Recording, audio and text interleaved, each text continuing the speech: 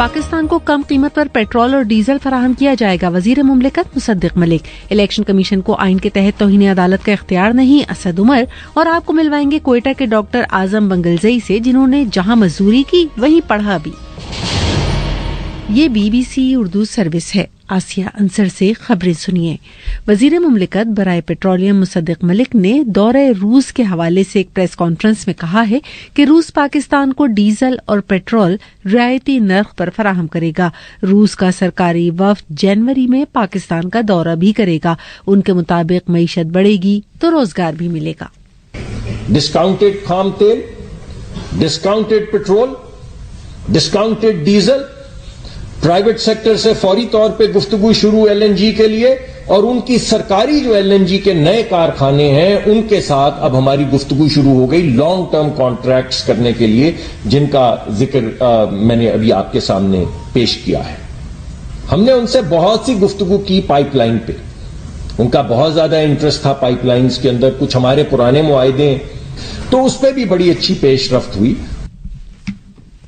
पाकिस्तान तहरीक-ए-इंसाफ के chairman Imran Khan, PTI के secretary general Asad Umar और फवाद चौधरी के खिलाफ तौहीन इलेक्शन कमीशन के मामले पर असद उमर ने तहरीरी जवाब सुप्रीम कोर्ट में दाखिल करवा दिया है, जिसमें उन्होंने मौक़िफ़ इख्तियार किया है कि इलेक्शन कमीशन की तरफ से तौहीन अदालत का नोटिस मिलने पर उन्होंने सिंध हाई कोर्ट से रुजू कर लिया है। मजीद तफसील शहजाद मलिक से। असद उमर ने अदालत उज़्मा में जमा करवाए गए अपने तहरीरी जवाब में कहा है कि इलेक्शन कमीशन का शोकाज़ नोटिस गैर कानूनी और गैर आईनी है, क्योंकि आइन का आर्टिकल 204 आला अदलिया को तौहीन अदालत पर कार्रवाई का इख्तियार देता है, जबकि इलेक्शन कमीशन अदालत नहीं। तहरीरी जवाब के मुताबिक इलेक्शन कमीशन आर्टिकल 204 के तहत तौहीन अदालत का इख्तियार इस्तेमाल नहीं कर सकता। इलेक्शन कमीशन का ये इक़दाम आइन के आर्टिकल 10 से मुतसादिम है। असद उमर ने अपने जवाब में अदालत से इस्तदा की कि इलेक्शन कमीशन की अपील मुस्तरद की जाए। वाज़ेह रहे कि लाहौर हाई कोर्ट ने भी PTI के इन रहनुमाओं को नोटिस मिलने के बाद इलेक्शन कमीशन को उनके खिलाफ कार्रवाई करने से रोक दिया था। ईरानी हुकूमत ने 4 अफराद को इसराइल की खुफिया एजेंसी के लिए काम करने के इल्जाम में फांसी की सजा दे दी है। ईरान की सुप्रीम कोर्ट ने मई में इन अफराद की गिरफ्तारी के बाद सुनाई जाने वाली मौत की सजा को बुध की समाअत में बरकरार रखा था। मजीद तफसील सुनिए बिलाल मुगल से। ईरान में 4 अफराद को सजाए मौत एक ऐसे वक्त में दी गई है जब मुल्क में गुज़श्ता 2 माह से जारी एहतजाज और मुजाहिरों के बाइस पहले ही कशीदगी है। ईरानी मीडिया के मुताबिक 4 अफराद को इसराइल के साथ खुफिया मालूमात के तबादले और अगवा के इल्जाम में सजाएं दी गई थीं, जिन पर इतवार को अमल दरामद किया गया है। अदलिया की वेबसाइट के मुताबिक गिरफ्तार 3 दीगर अफराद को मुल्क की सलामती के खिलाफ जुराइम, अगवा में मुलविस होने और हथियार रखने के जुर्म में 5 से 10 साल के दरमियान कैद की सजा सुनाई गई है। रूस में 2 अलग अलग धमाकों से कम 3 अफराद हलाक और मुतअद्दिद के जख्मी होने की इत्तलात हैं। तफसील सुनिए साद सुहेल से।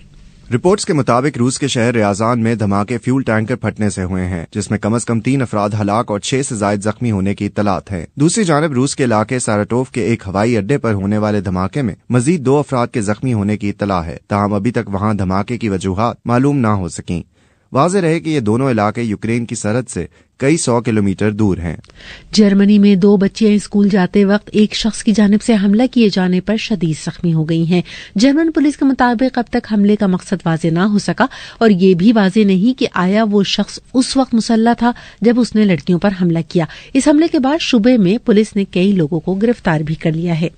कोयटा में एक ऐसे डॉक्टर भी हैं जिन्होंने जिस मेडिकल कॉलेज में तालीम हासिल की उसी में मजदूर की हैसियत से काम भी किया और फिर उसी से मुंसलिक अस्पताल में सर्जन के तौर पर फराइज भी सर अंजाम दिए। ये डॉक्टर कौन है, जानिए उन्हीं की जुबानी। जिंदगी के हर मरहले पे मैंने अपने लिए खुद मनाजिल तलाश किए, तो इसी तरह अपने मेडिकल के सफर को आगे बढ़ाने के लिए मैंने सोचा कि कोई पार्ट टाइम जॉब किया जाए। मैं चाह रहा था कि मैं वालिद साहब पे बोझ नहीं बनूं। मैं हॉस्टल में रहाइश पजीर था, तो मैं फिर वहां से डायरेक्ट अपने काम पे निकलता था, तो वहां पे मेरा उलिया चेंज हो जाता था। एक मेडिकल स्टूडेंट एक मजदूर की रूप में जो ना अपना काम शुरू करता, और मैं तालीम के मामले में और मेडिकल के अचीवमेंट में मैं पीछे नहीं रहूं, तो उसके लिए मैंने सब कुछ कुर्बान कर दिया। अपनी सेहत का मुझे ख्याल नहीं था, एक अंदर मैंने अपने काम को आगे जारी रखा और अल्हम्दुलिल्लाह आज मैं सुरखुरू। डॉक्टर आजम बंगलजई का मुकम्मल इंटरव्यू देखने के लिए आइए BBC उर्दू के सोशल मीडिया पेजेस पर। ये BBC उर्दू सर्विस है। السلام علیکم سامعین، اس نیوز بلیٹن کو سننے کے لیے شکریہ۔ اس طرح کی آتھینٹک نیوز سننے کے لیے آپ ہمارے دوسرے چینل کو بھی سبسکرائب کر سکتے ہیں۔ اس کے لیے آپ اوپر دیے گئے آئی بٹن پر چینل کا نیم پر کلک کر کے ریڈائریکٹ ہو سکتے ہیں، یا پھر ڈسکرپشن میں دیے گئے لنک پر کلک کر کے آپ اس چینل پر ریڈائریکٹ ہو سکتے ہیں۔ آپ اس چینل کو بھی سبسکرائب کیجیے اور آتھینٹک نیوز سنیے۔ شکریہ۔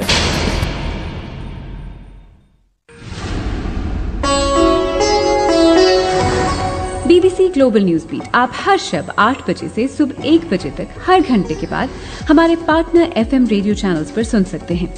2.5 منٹ پر مبنی گلوبل نیوز بیٹ میں انٹرٹینمنٹ، سائنس، ٹیکنالوجی اور سپورٹس کے علاوہ ملکی اور بین الاقوامی خبریں شامل ہیں۔ گلوبل نیوز بیٹ بالخصوص نوجوانوں کے لیے ترتیب دیا گیا ہے۔ یہ خبریں آپ BBC اردو سروس سے سن رہی ہیں۔ ترکی میں افراط زر کی شرح گزشتہ سال مئی کے بعد پہلی بار کم ہوئی ہے۔ تازہ ترین اعداد و شمار کے مطابق نومبر کے مقابلے میں مہنگائی کی شرح 84.4% سے معمولی کم ہوئی، جس کی وجہ مرکزی بینک کی شرح سود میں کمی ہے۔ تفصیل سنیے نازش فیض سے۔ رپورٹس کے مطابق ترک صدر رجب طیب اردوغان کے زور دینے پر ترکی کے مرکزی بینک نے شرح سود میں کمی کی غیر روایتی پالیسی متعارف کروائی ہے۔ تجزیہ کاروں کے مطابق شرح سود کو کم کرنے سے ترک صدر عوام کا اعتماد حاصل کرنا چاہتے ہیں، جس سے ممکنہ طور پر جون میں ہونے والے الیکشن میں دوبارہ جیتنے کے لیے راہ ہموار ہوگی۔ رخ کرتے ہیں بلوچستان کا، جہاں ضلع جعفر آباد کے علاقے ڈیرہ اللہ یار میں ایک خاتون سمیت 3 افراد کو مبینہ طور پر مسلح افراد نے قتل کر دیا ہے، جبکہ اسی حملے میں ایک خاتون زخمی بھی ہو گئی ہیں۔ تفصیل کے ساتھ کوئٹہ سے محمد کاظم۔